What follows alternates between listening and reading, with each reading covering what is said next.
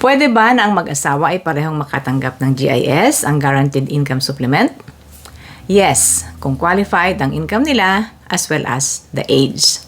Kung ang edad po ay 60 to 64 years old, ang tawag diyan ay GIS allowance. Ano po? Yon, GIS allowance. Kung 65 years old na, ay regular na GIS.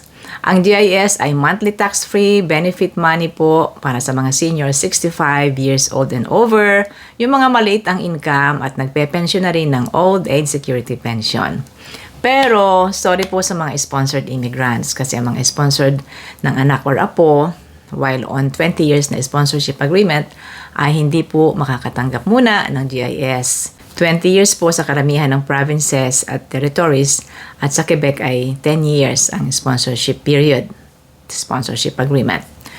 Okay, so ito po ang mga specific situations ayon sa rules. Kung kayong mag-asawa ay parehong may old age security pension na, your annual combined income must be below 29,760. Hindi po kasama sa computation ng old age pension. Ano ho? Yan. Kung ang spouse mo ay tumatanggap ng GIS allowance, your income must be 41,664. At kung ang spouse mo ay walang old age pension, your income must be below 53,952. Yun po. Ayan, lagay ko sa screen guys para kitang-kita ko ninyo.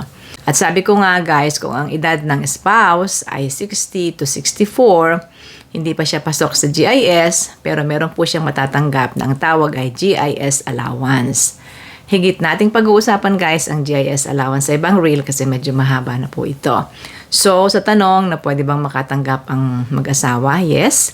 Kung kayo ay parehong 65 years old, the regular GIS, at kung ang spouse ay 60 pa lang, wala pang 65, ay GIS allowance ang tawag.